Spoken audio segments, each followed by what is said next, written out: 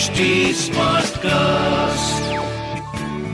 You are listening to an HT Smartcast original. Welcome to She Diaries, an exclusive podcast series for women entrepreneurs, brought to you by sheatwork.com, a one-stop knowledge hub for women entrepreneurs.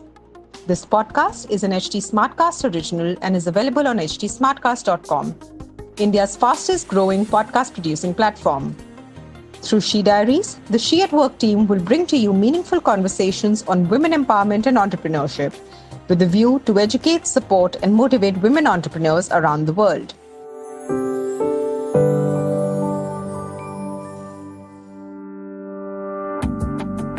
Hello and welcome to another episode of She Diaries. I am Poonam Sinha, part of the She at Work team. Today we have with us two extremely talented women, Shammi Pant and Sarang, founders of myJen, a fast-growing communication skills coaching company. Shammi has worked across technology, infrastructure sectors, and offshoring services, and is known for setting up and leading winning teams. Her partner Sarang is an expert in corporate and executive coaching. Today, they will share the story of their journey with us. Welcome to the show, Shammi and Jenny. It is lovely to have you both. Thank you, Poonam. Thank you, Poonam. It's a pleasure to be here. Great. Let's begin right away then. Okay. We are aware that the wave of digital revolution has swept across the world, okay? And it is indeed commendable and interesting to see two women leveraging the opportunity thus created and running an AI-based technology company. So tell us, was it an impromptu decision, or we both know that you had worked for GE? So was it then that you came up with the idea of setting up your own venture? How did it all begin? I would request Shammi to share her thoughts first. Well, I think, now that when I look back, I think the genesis of it began way back when Jenny and I used to share a cabin in GE. So Jenny was leading the leadership practice for GE's ACFC at the Customer for the Customer program. And I was heading the Six Sigma practice. So both of us would work with GE's top customers and suppliers, which, as you can imagine, were all the big, corporate houses in India, the Tata Group, the Jindal Group, Reliance Group. So, GE being a conglomerate across different industries. And what I used to enjoy the most about my work days was, having those conversations at the end of the day with Jenny, where I would talk about my clients, the challenges they are facing, and how Six Sigma helps and doesn't help. And Jenny would talk about her, accounts. And invariably, we would end up, discussing that how leadership skills, soft skills, communication skills, your ability to be empathetic, your ability to be analytical, how all these things really, at the end of the day, define a successful business. So no matter, if we were working with a power plant or with a software company, like I remember that time we were working with TCS and Polaris, or you were working with a pharmaceutical company or a manufacturing company, invariably the variables it would boil down to what really drives business outcomes and makes a business grow. They would end up being the same. They would end up being, strong leadership skills, like I just said above. So I used to find my conversations with Jenny very powerful, and we remained friends, over the years. And as we from GE, she went and set up her own training consulting company, and I went and worked with organizations like Accenture, HCL, WNS in the digital transformation space. Last year, we got back together as kind of fate also brought us back together. I was in Bangalore, I moved back to Delhi. And, I was telling her about all the exciting things that were happening in artificial intelligence. I was working with Accenture at that time as VP RPA and AI. And we realized that there is tremendous potential and opportunity in applying AI in creating a very scalable and affordable personalized AI coaching solution where we could, I would joke with Jenny that, Jenny, if there was a way I could mirror your brain and make it into like hundreds and thousands of small coaches, which then I could pass it on to my team and other people, including myself at times, right? We all need coaching. That could tell me exactly what, coach me when I needed the coaching the most. So for example, just before a very difficult negotiation with a customer, or, just that when I've received a very nasty email from a customer, how do I respond? Or how do I make sure that I don't react badly? How do I have that difficult conversation with my manager? So I think these are the defining moments in a person's career. And if at that point in time, you can have a coach to help you navigate those moments, they can make a tremendous difference in how your career proceeds. And fortunately, and because this was so exciting, so I quit my job. Jenny also decided to, we kind of came together, set up this company. It's been a lot of work, but fortunately, we've had a very strong, technology partner as well to back us up. We have created 2 products today with AI, which coach people on communication skills. You speak for oral and K-word for written communication skills. Okay. So Jenny, Shammi just said, and she just reiterated, in fact, what a fantastic coach you are, and you have vast experience in training, okay? So in these unprecedented times, what changes are you witnessing? What are the companies seeking or expecting from you? Well, companies are seeking more just-in-time solutions, and cost is becoming a big factor. Hence, ROI, or return on investment on training, is a very critical metric. Companies are, starting to get more comfortable with virtual training as well, and an idea of AI coaching. They are wanting more automated solutions that can be available when an employee needs it. Holistic blended solutions, which are a mix of AI coaching, virtual training, and measurement, are the need of the day. Okay. And Shammi, how do you see the current times, particularly in the perspective of digitization? How new technologies are coming up and how they're affecting our lives, especially for women entrepreneurs. What do you say about it? Well, I think there's never a better time for women entrepreneurs to jump into this space, and I'll tell you why. Simply because we are living in very, very exciting times when it comes to technology and digitization. So let me start by looking at my career when I started 25 years back. I think the biggest thing that I used to feel as a woman when I would be, in the corporate world, which to me was primarily a man's world at that point in time for sure, was that I could never break into, the proverbial men's club. I just couldn't. And I would try hard, but for the longest, I felt the problem was me. I really don't know how to be friendly. There's something wrong with me, right? We tend to think like that. Right. But then, of course, better sense prevailed, and I realized that it's just how it's set up, and that's why it's called men's club, because it is meant for men. Now, the brilliant thing about technology, if you pick up any sphere of life, is that it's a great leveler, and it brings about a lot of transparency. Right? And it actually it underplays or downplays all the middlemen and all these different cohorts and all these different clubs that we try and form, because it attaches no value to it. So I think in today's time, if a woman entrepreneur wants to establish herself as a businesswoman and network, there are so many very effective technology channels available to do the networking, which are not fortresses like men's clubs used to be. So it allows you a lot of room to play with. And I think today's world is a lot more about skills rather than about, you pat my back, I pat my back, you pat my back kind of a thing. So it is more about meritocracy. It is more about skill. I wouldn't say there are no challenges still for women. There, of course, are. They will remain for a while. But I'm giving you a comparison of what it was and what it is now. So just jump on the bandwagon. That would be my message for most of the women listening out there who want to be entrepreneurs.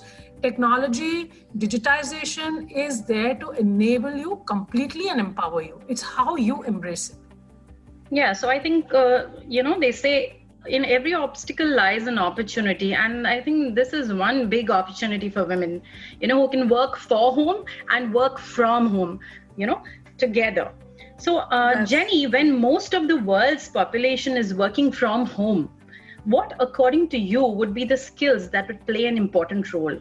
And also, how will these skills impact the careers of students, standing at the threshold of their professional lives now?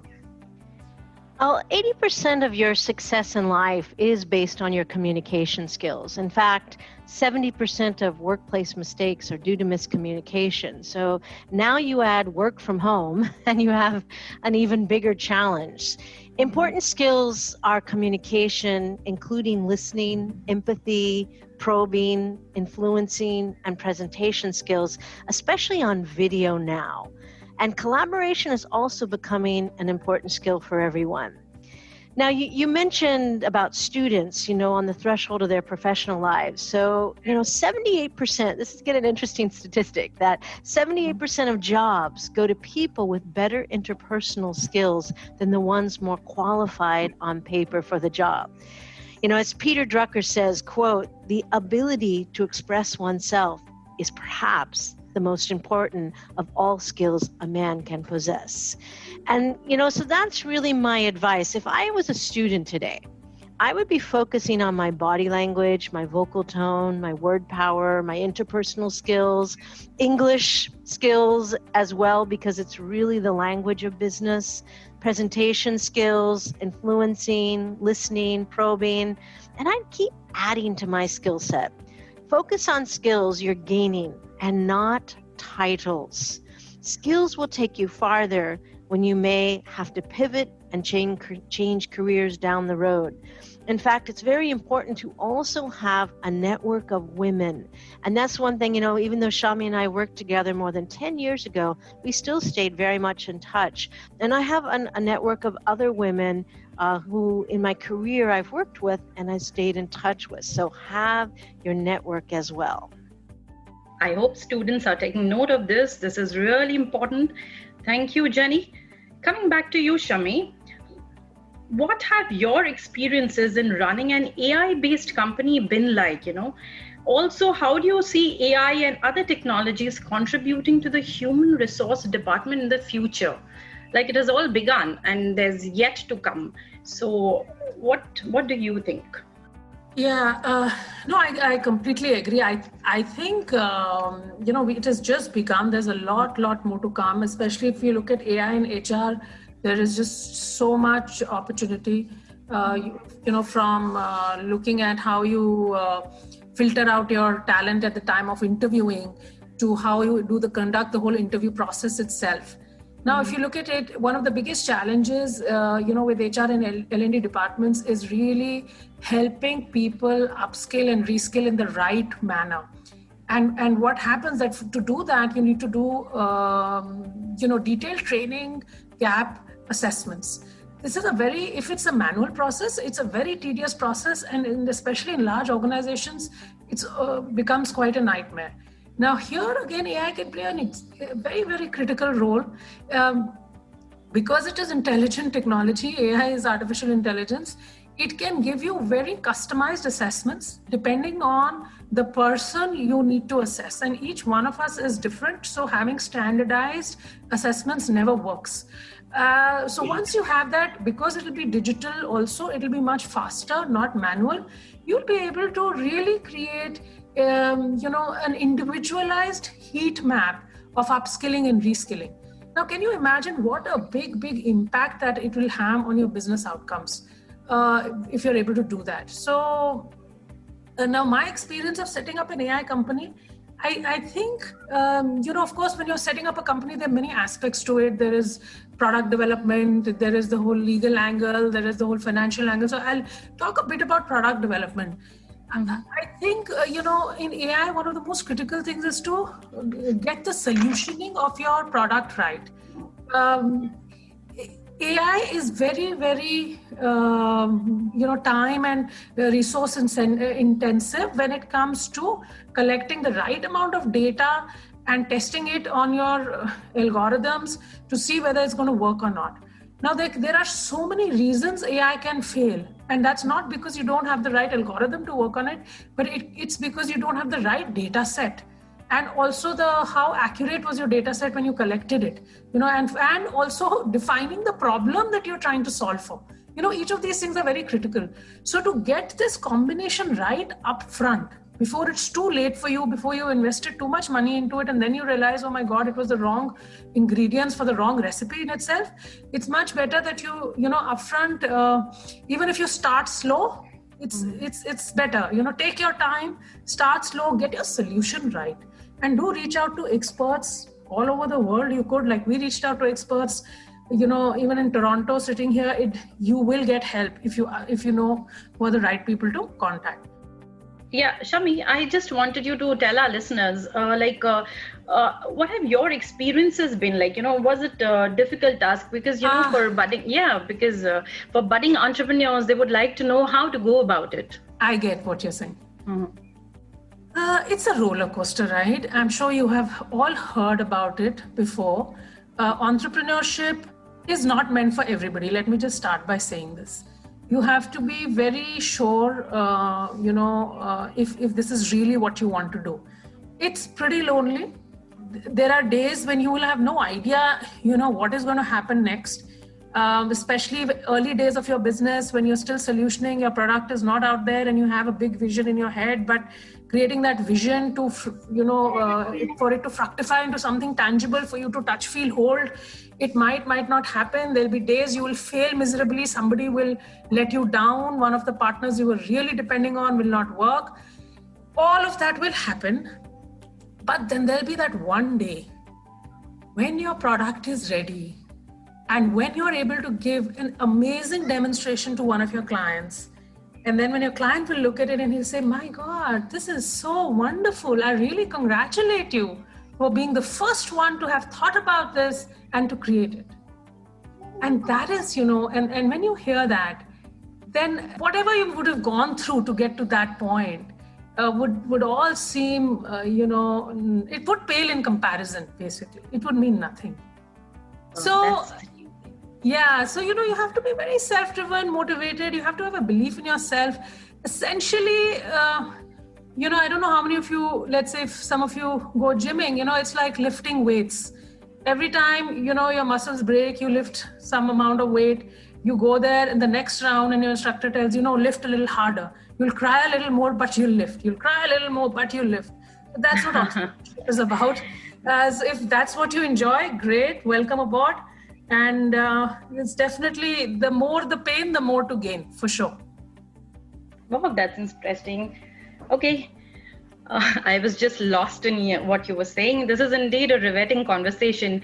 But, as all good things have to come to an end, we are moving towards the closure of the conversation. So I request you both to share some valuable advice. If each, just one advice for our aspiring women entrepreneurs.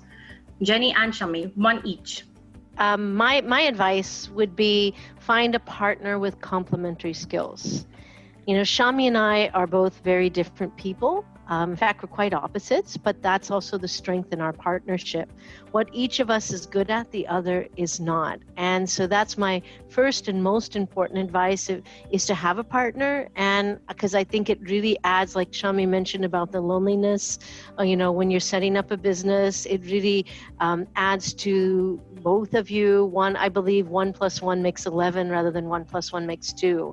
And so finding a partner, which is someone who adds a lot of value, you're opposites and you're together, you really strengthen each other, you respect each other. We have great constructive, positive debates and be passionate and persistent. Those are my words of advice. That's great. Over to you, Shammi. Yeah, my one piece of advice would be build resilience. Build resilience in yourself. I love the famous story of Colonel Sanders from KFC, whose recipe was rejected 1,000 times before it got accepted. And he was, by the time KFC grew to any size, he was in his 70s. He was 72. And only around when he was 92 did it become as big as we see it today. We see it today. So be resilient. And one thing that helps me in being resilient is visualization. So practice visualization. Basically, it's very simple. Think, see in your head, in your mind, what you want to create. See it. You make it a reality inside you. And then by design, the universe will engineer that it becomes a reality outside of you also. That's wonderful. Thank you so much. I'm sure listeners have benefited from this conversation. So thank you, Jenny. Thank you, Shammi. It was a pleasure talking to you both. Thank you so much, Poonam. Thank you so much. Those were nice questions. Thank you. Enjoyed. It was a nice interacting. Thanks. Thank you.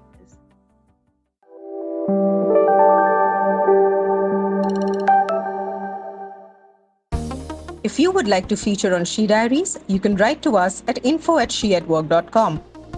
For more related content, visit our website sheatwork.com or follow us on Facebook, Twitter, and LinkedIn. To give us your feedback, reach out to us at HT Smartcast. We're present on Facebook, Twitter, and Instagram. To listen to more podcasts, log on to htsmartcast.com or suno Naye Nazariye Se. This was an HT Smartcast original.